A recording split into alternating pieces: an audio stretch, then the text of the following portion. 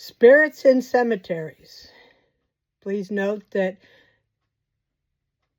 this is raw footage. This is not edited, nor is it scripted. So I will go off course many times, and it may not all make sense, but there you have it. That's just me. Anyway, spirits in the cemetery. Why would there be spirits in the cemetery? Often I see people on YouTube, online, laughing about and joking about spirits in the cemetery. Why would spirits hang out in a cemetery? If they can go anywhere, anytime, they aren't bound to a place, why would they be in a cemetery? And I do think spirits are in cemeteries. I do think that investigating there is very valid. Note the difference. A graveyard has a church attached to it. It is usually a surrounds or near a church, or at one time there was a church there. And generally, a graveyard is people of a specific denomination or church that are buried there. Sometimes it's anybody in town, but if that's the only burial place, then it's where it happens. Cemeteries, although they may have a chapel for a service or mourners to go or people to have a quiet minute, cemeteries may have a chapel, but they aren't related to or attached to any specific church. There is not a church there. And so cemeteries are basically a free-for-all. Anybody can be buried there that buys a plot there. Whereas in a graveyard, the church decides who can be buried there. People might be buried outside of the graveyard wall because they aren't a part of the church, or because they are considered evil in some ways. Maybe they were thought to be a witch or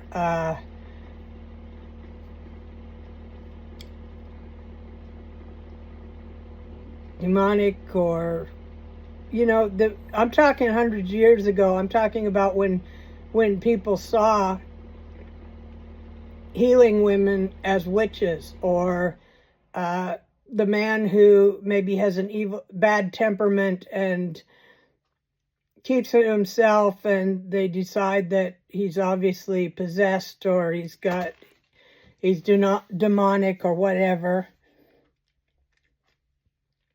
Those people will often be buried outside of the church wall, the graveyard wall, so that, they are buried in with the other dead, but separate, because they are not on hallowed ground. A graveyard is considered hallowed ground. It's holy. It's blessed by whatever church belongs to it, or it belongs to. Whereas cemeteries are strictly secular. They may have a religious burial. They may have a religious gravestone. I was going to say headboard, but that's a bed.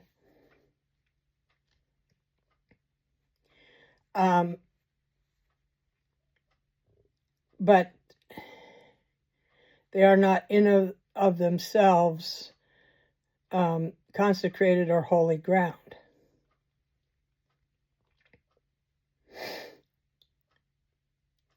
Now, back, at least in my youth, and still in small towns, and rural areas, it is the case where you tend the graves of your loved ones, your ancestors. There's always a big push just before Memorial Day where school groups, community groups, families, everybody goes out and cleans the graves, makes it all look nice, and then Sunday they go back and they lay flowers for Memorial Day and put up flags and things of that nature. Same with like Veterans Day, 4th of July. There are times when the community members tend the graves.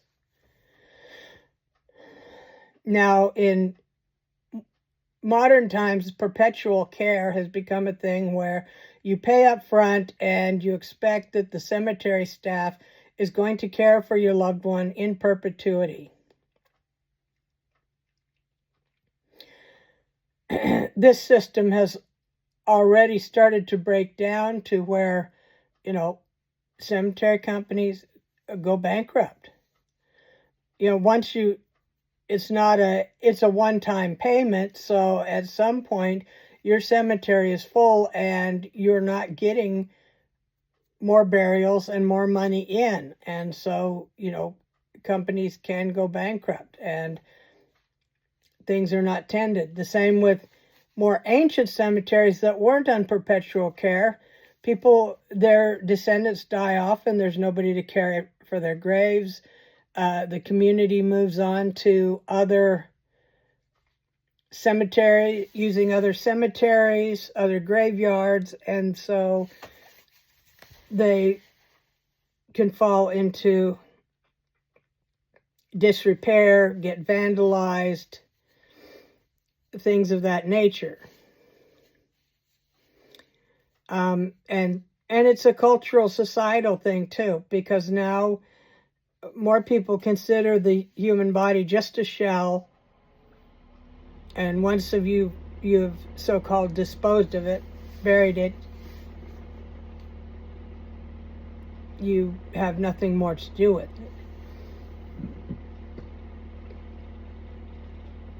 it. Back some time ago, and I'm only speaking in American terms and very broadly in American terms because different communities are different. There are areas where my hometown still takes great care of the cemeteries. And in some areas, particularly urban areas, that doesn't happen so much.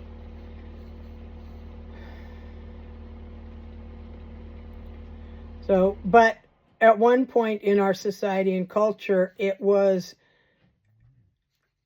a big part of your social standing how well you took care of your deceased loved ones. People could get a black mark against them in the community if they did not care properly for their deceased. And funerals weren't for the mourners, funerals were for the deceased. And you tried to show the deceased how important they were to the community, how important they were to the family. You can see it in some places, huge monuments, giant crypts, cages over the graves to protect the bodies from grave robbers. Fences or stone walls around plots.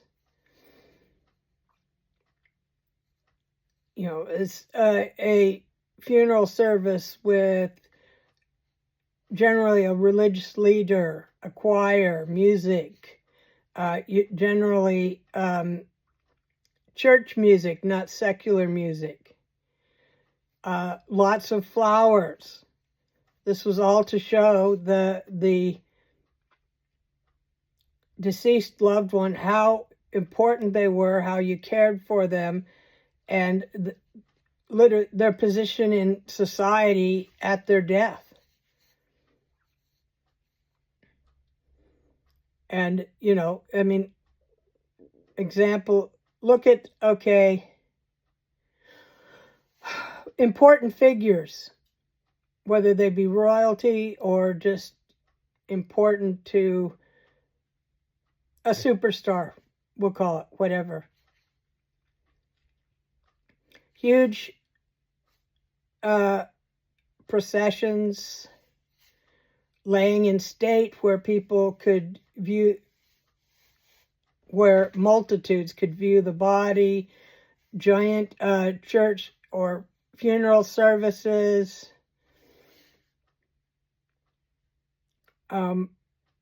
all to show how important this person was in life and to honor them in their death.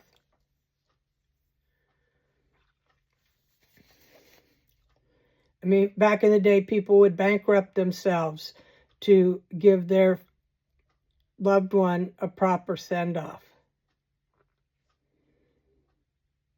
I know of recently a man who he literally sold everything he owned so he could give his grandmother a proper funeral.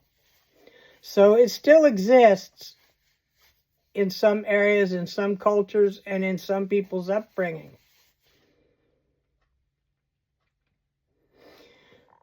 But modernly, the funeral happens, the person is buried, and that's it. You go your merry way. Or they may be cremated and have a memorial service or a spreading of the ashes, but, you know, there's not any sort of... You don't all get together to visit grandma's grave once or twice a year. So I can see why people would chuckle and say, well, of course nobody's going to hang out in no spirits are going to hang out in a cemetery because they can go anywhere they want. Why would they hang out in a cemetery? Well, I'm trying to explain why they might. Because it was a big thing for them to know that they would be taken care of after their death. That their family would continue to take care of their gravesite and to honor them after their death. And so I can see, my opinion, I can see spirits going to the graveyard, to the cemetery, to see, are you honoring me? Are you taking care of my grave? Are you doing what is proper for me? So, especially older graveyards, because people were of that mindset when they died. People would give instructions on their deathbed of how they wanted to be honored.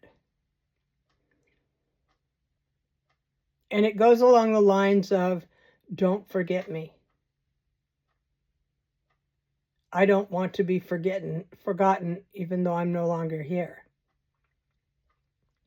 So I can see spirits attending their own funeral to see if they were honored, see how they were honored, who showed up, who didn't show up. I mean, let's face it,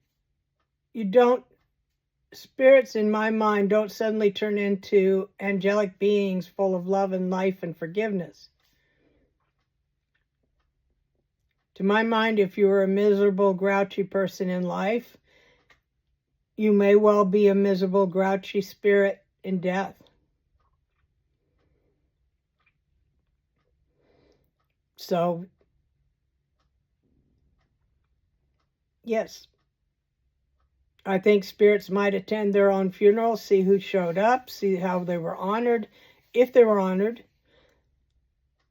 This is more of a thing for older people at this point because young people don't really take the honoring of the dead seriously, or that,